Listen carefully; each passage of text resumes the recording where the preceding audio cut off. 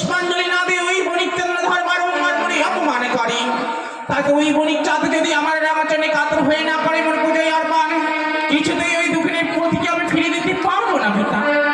পদ্মাবতী, যা কিছু ক্ষয়ক্ষতি হয়েছে শুধুমাত্র তোর কারণে, আর পুজোর কথা বলছিস?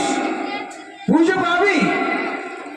পুজো পেতে গেলেই একটু ক্ষতি স্বীকার করতে হয় পিতা।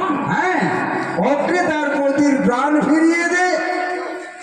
কথা দিলাম মা, দেশে গিয়ে যে করেই হোক শ্বশুর পিতার হস্ত থেকে তোমার রামাচরণে পুষ্প জলে দেওয়াবো, কিন্তু তোমায় যে কথা দিতে হবে।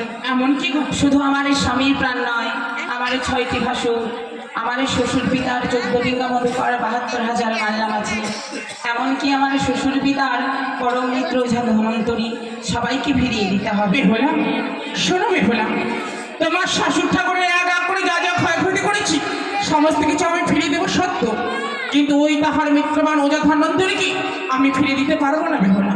মা, তোমায় যে জীবের বদলে জীব দিতেই হবে। বেশ, তুমি যদি জীবের বদলে জীব চাও, তাকে আমি মানব রূপী নয় কন্যা, তাকে আমি ধনেশ্বর রূপে ফিরিয়ে দেবো, ধনেশ্বর পাখি রূপে। বেশ, তাই হবে মা। মনসা, মাতা, সত্যি আমি এতদিন বুঝতে পারিনি মা, তোর মনেরই মাঝে এত ব্যথা লুকিয়েছিল।